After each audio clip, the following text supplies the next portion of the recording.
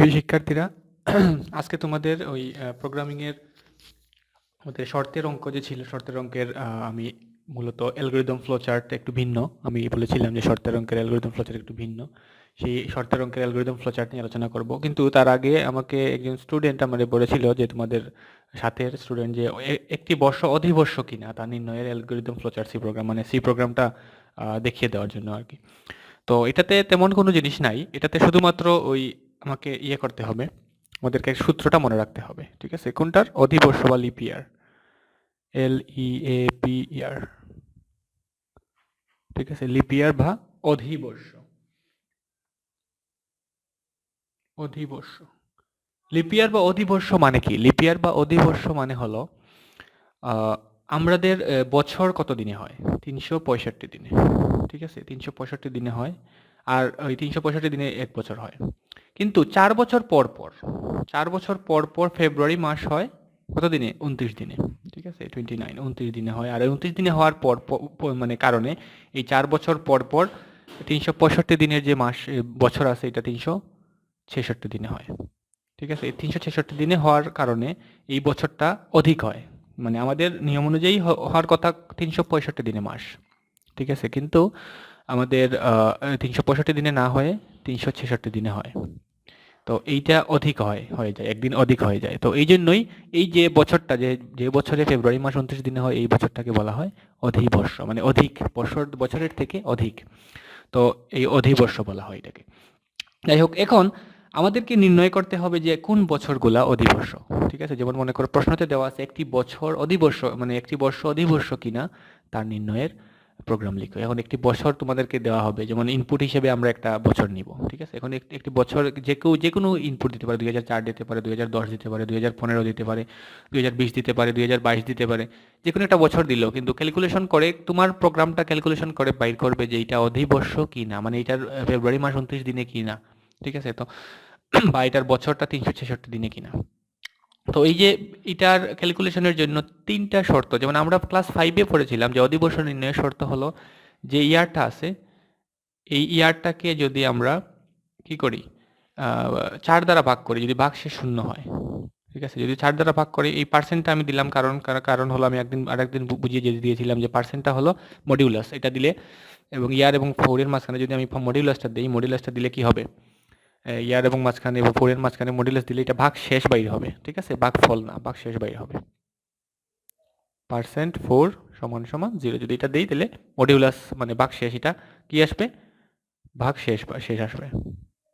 আর ভাগশেষ যদি শূন্য হয় তাহলে এই ইয়েটা বছরটা অধিবর্ষ। কিন্তু আমি ক্লাস 5-এ পড়েছিলাম এই জিনিসটা যে 4 দ্বারা ভাগ করলে যদি ভাগশেষ শূন্য হয় তাহলে বছরটি অধিবর্ষ, ঠিক আছে? বা ভাগশেষটা শূন্য হলে এটাই অধিবর্ষ। কিন্তু আমাদের এক্সাক্ট যে নিয়ম যেটা, সেটা শুধুমাত্র 4 দ্বারা ভাগ করলে হবে না, ঠিক আছে? তো এটা আমাদেরকে এই সূত্রটা মুখস্থ রাখতে হবে, কোনটা কোনটা দিয়ে কিভাবে ভাগ দিতে হবে। মানে আমাদের নিয়মটা হলো কি, যে ইয়ারকে পার্সেন্ট দিয়ে মানে ভাগ করতে হবে কত দিয়ে? প্রথমে 400 দিয়ে, ঠিক আছে? প্রথমে ভাগ করতে হবে 400 দিয়ে, 400 দিয়ে ভাগ করে দেখতে হবে এটার ভাগশেষ শূন্য কিনা, ঠিক আছে? অথবা এই চিহ্নটা দিয়ে অথবা বোঝানো হয়, ঠিক আছে? দুইটা সমান্তরাল রেখা। অথবা ইয়ারকে আবার 100 দ্বারা ভাগ করতে হবে, 100 দ্বারা ভাগ করে দেখতে হবে যে এটা নট ইকুয়াল। এই চিহ্ন দ্বারা এক্সক্লেমেটরি সাইন এবং একটা সমান চিহ্ন দ্বারা নট ইকুয়াল বোঝানো হয়, এটা দ্বারা বুঝাইতে হবে যে এটা ভাগশেষ শূন্য না, ঠিক আছে? এখানে এইটার জায়গাতে ব্র্যাকেট না, এই জায়গাতে ব্র্যাকেট। এইটা অথবা এইটা মানতে হবে। মানে এখানে বলা হয়েছে যে ইয়ারকে পার্সেন্ট 400 মানে 400 দ্বারা ভাগ করলে ভাগশেষ যদি শূন্য হয়, অথবা 100 দ্বারা ওই বছরকে ভাগ করলে যদি ভাগশেষ শূন্য না হয়, নট ইকুয়াল না হয়, তাহলে এবং এবং বোঝানোর জন্য আমাদের দুইটা এন্ড ব্যবহার করতে হবে। এবং ওই ইয়ারকে কি করতে হবে? পার্সেন্ট 4, যেমন ওখানে উপরে ছিল পার্সেন্ট 4, এই পার্সেন্ট 4 দ্বারা ভাগ করলে যদি ভাগশেষ শূন্য হয়, তাহলে যে শর্তটা ফিল আপ হবে সেই বছরটাই লিপ ইয়ার, ঠিক আছে? তো মানে এখানে আমি আবার পুরোটা ব্রেকেট দিয়ে দিলাম, এটার সামনে ইফ দিয়ে দিলাম। যদি এই শর্তটা ফিল আপ হয় তাহলে প্রিন্ট লিপ ইয়ার, ঠিক আছে? সেমিকোলন দিয়ে দিলাম। একটা সেকেন্ড ব্র্যাকেট এই জায়গাতে স্টার্ট হবে, একটা সেকেন্ড ব্র্যাকেট এই জায়গাতে ক্লোজ হবে, তাই তো শেষ। তারপরে এখন else, second bracket start, print not lip year, printf not lip ইয়ার। তো তোমাদেরকে এইটাই মনে রাখতে হবে যে প্রথমে 400 দ্বারা ভাগ করতে হবে ভাগশেষ যদি শূন্য হয়, অথবা 100 দ্বারা ভাগ করতে হবে যদি ভাগশেষ শূন্য না হয়। এটা অথবা এটা, এই দুইটা থেকে যে কোনো একটা শর্ত আমাকে ফিল আপ করতে হবে, এবং অবশ্যই ওই আগের 4 দিয়ে যেটা ভাগ করলে ভাগশেষ শূন্য হয় এটা অবশ্যই ফিল আপ করতে হবে। মানে এই দুইটা থেকে যে কোনো একটা, এবং অবশ্যই এটা ফিল আপ করতে হবে। যদি ফিল আপ করে তাহলে লিপ ইয়ার, আর যদি ফিল আপ না করে তাহলে নট লিপ ইয়ার। আর তো তেমন কিছু দরকার নেই। এখন উপরে আমি স্ট্রাকচার বসাই দিলাম, ইনপুট স্ক্যানএফ নিলাম, তারপরে %d ইয়ার, আমি %d নিছি, এখানে ইন্টিজার নিতে হবে, ইন্টিজার নিলাম কারণ এখানে কি ইয়ার তো আর ভগ্নাংশ হবে না, ঠিক আছে। তো ইন্টিজার ইয়ার, তারপরে কি স্ট্রাকচারে কি হবে, ভয়েড মেইন, ঠিক আছে, ভয়েড মেইন দিলাম। তারপরে এর উপরে আছে ইনক্লুড, দুইটা ইনক্লুড আছে, include stdio.h, include conio.h, ঠিক আছে। তারপরে আছে সেকেন্ড ব্র্যাকেট, এটা শেষ হবে, get first bracket second bracket close, শেষ। এটা হলো স্ট্রাকচার। এখানে আমি ভেরিয়েবল নিলাম, এখানে আমি ইন্টিজার ইনপুট নিলাম, তারপরে এখানে শর্ত বসালাম, এই শর্তটা আমাদেরকে মুখস্থ রাখতে হবে। তারপরে যদি না হয় তাহলে নট লিপ ইয়ার, তারপরে গেটস সেকেন্ড ব্র্যাকেটের এই স্ট্রাকচারটা শেষ, ঠিক আছে। তো আমার মনে হয় এই সূত্রটা মুখস্থ করে ফেলতে পারলে তোমাদের অধিবর্ষটা ক্লিয়ার হয়ে যাবে, ঠিক আছে। তো এই অধিবর্ষটা এই পর্যন্ত। আর যদি তুমি তারপরেও না বুঝো, এই সূত্রটা মুখস্থ করে রাখবা। সূত্রটা কিন্তু বুঝার তেমন কোনো জিনিস নেই, আমাকে মনে রাখতে হবে যে 400 দ্বারা ভাগ করলে বাক্সে শূন্য হতে হবে, অথবা 100 দ্বারা ভাগ করলে বাক্সে শূন্য হবে না, নট ইকুয়াল, এবং 4 দ্বারা অবশ্যই বাক্সে শূন্য হতে হবে। যদি এই সূত্রটা ফিল আপ করে তাহলে লিপ ইয়ার, আর না হলে নট লিপ ইয়ার, ঠিক আছে। তো এটাই হলো আমাদের অধিবর্ষের প্রোগ্রামিং। তো এই যে এই প্রোগ্রামিংগুলো আমরা পড়লাম গত 2 দিনে, এই প্রোগ্রামিংগুলোর অ্যালগরিদম ফ্লোচার্ট সি প্রোগ্রাম কিন্তু অনেক ইজি। যেমন আমি প্রথমটাতেই চলে যাই, যেমন আমি প্রথমে অঙ্ক করেছিলাম কোনটাতে, প্রথমে অঙ্ক করেছিলাম শর্তের কোন অঙ্কটা করেছিলাম, 13 নম্বরটা অঙ্ক করেছিলাম, ঠিক আছে। 12 নম্বরটা যে একটি 3টে সংখ্যার মধ্যে বৃহত্তম সংখ্যাটি নির্ণয়ের অ্যালগরিদম ফ্লোচার্ট নির্ণয় করে। অ্যালগরিদম ফ্লোচার্ট যেমন আমি 12 নম্বর অঙ্কের 3টে সংখ্যার মধ্যে কি 3টে সংখ্যার মধ্যে বৃহত্তম সংখ্যাটি নির্ণয়ের অ্যালগরিদম ফ্লোচার্ট সি প্রোগ্রাম। তো অ্যালগরিদমটা কি রকম হবে?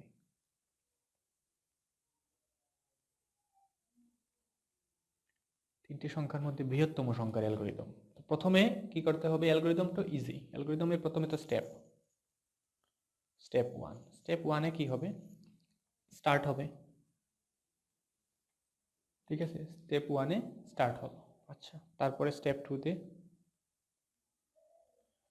তে কি হবে? ইনপুট নেওয়া হবে। 3টে সংখ্যা তো, ইনপুট a, b, c, 3টে সংখ্যা ইনপুট নেওয়া হলো। আচ্ছা, ঠিক আছে। স্টেপ 3 তে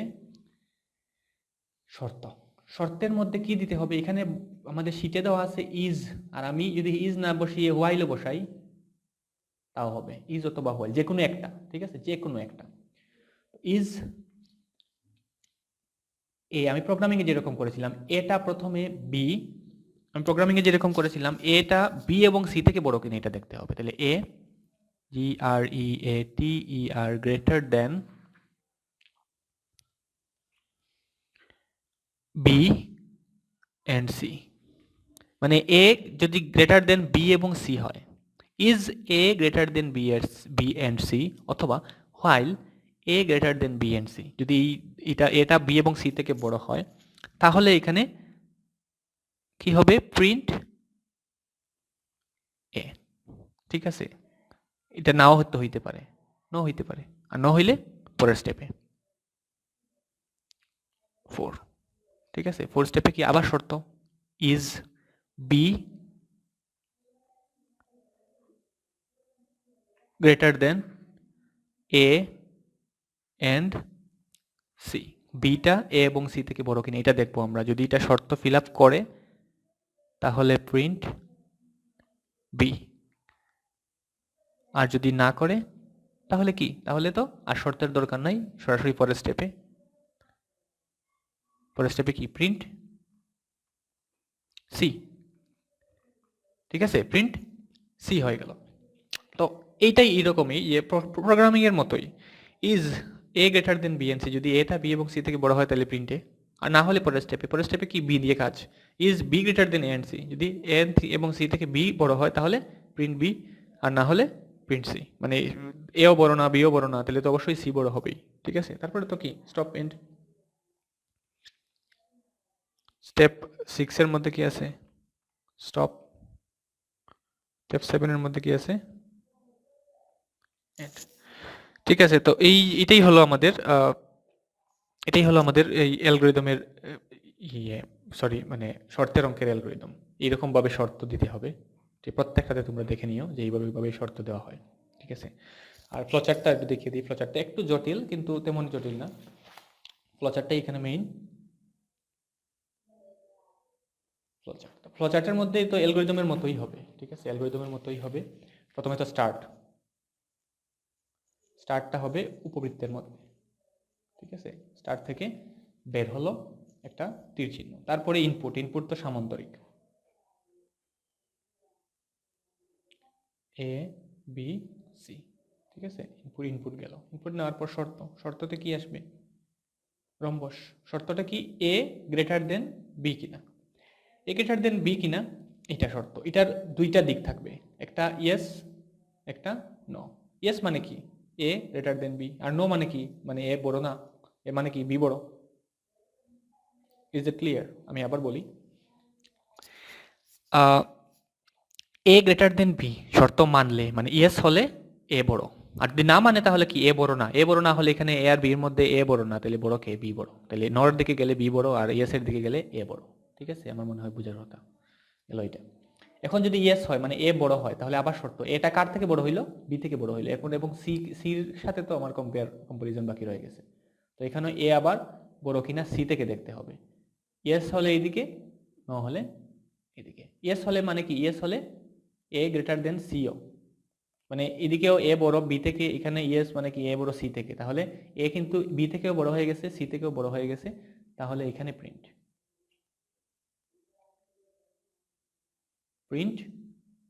এ।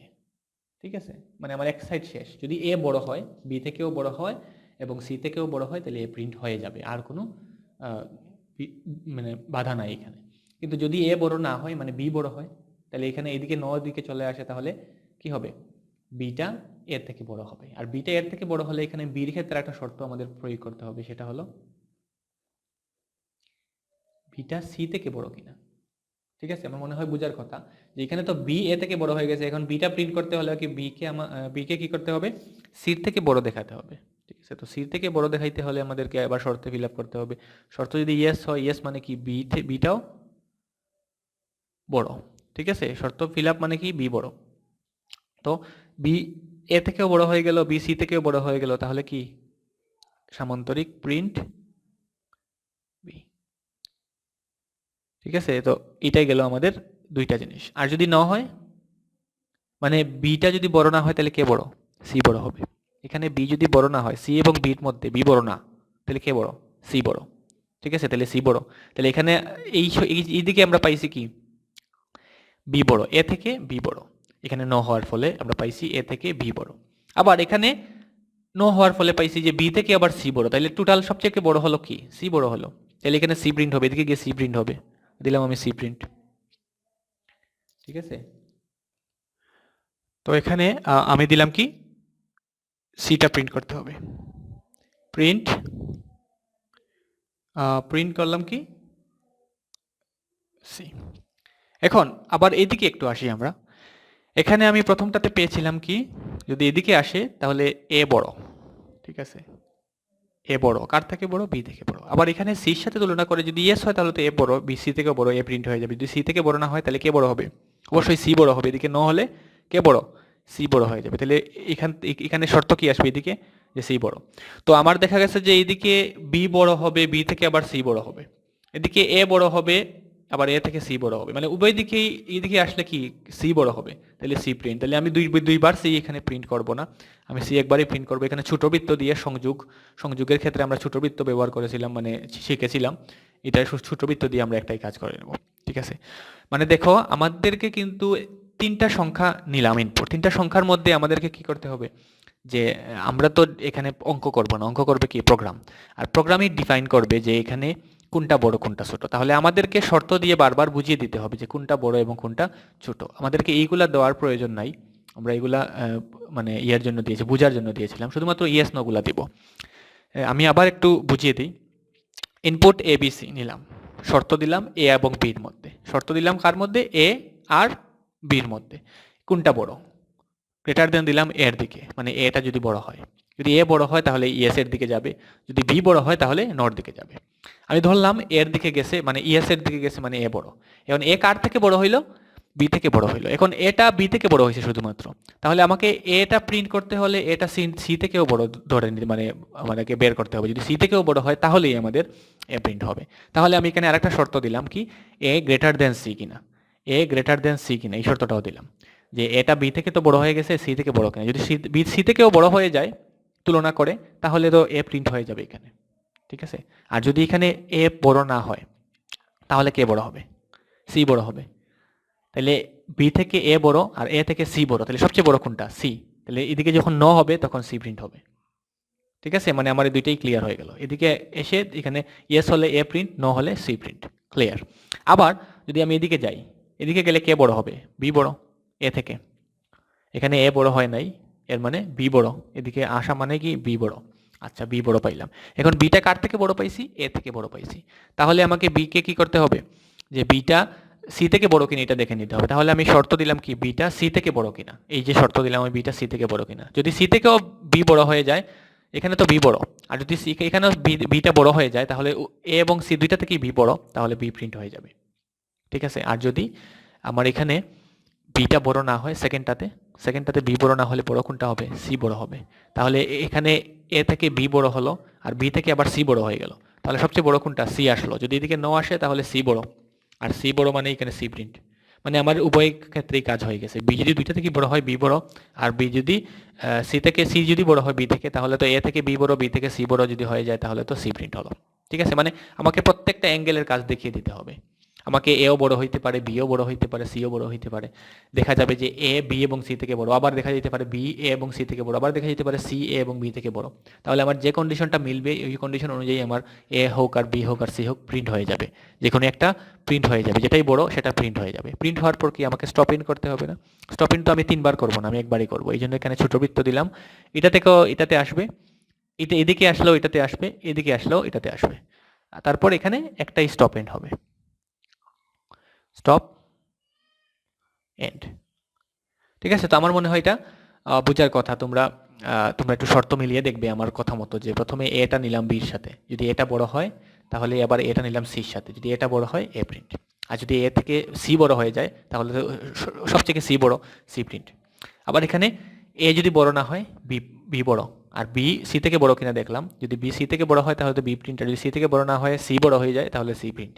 তাহলে উভয় ক্ষেত্রে প্রত্যেকটা ক্ষেত্রে স্টপ এন্ড বসতে হবে। আমি তিনবার বসাবো না, একবারই বসাবো। এখানে ছোট বৃত্ত দিয়ে সংযোগ করে একবার বসাইলাম, ঠিক আছে। এটা সবচেয়ে ইফ স্টেটমেন্টের সবচেয়ে কঠিন অ্যালগরিদম, ফ্লোচার্ট।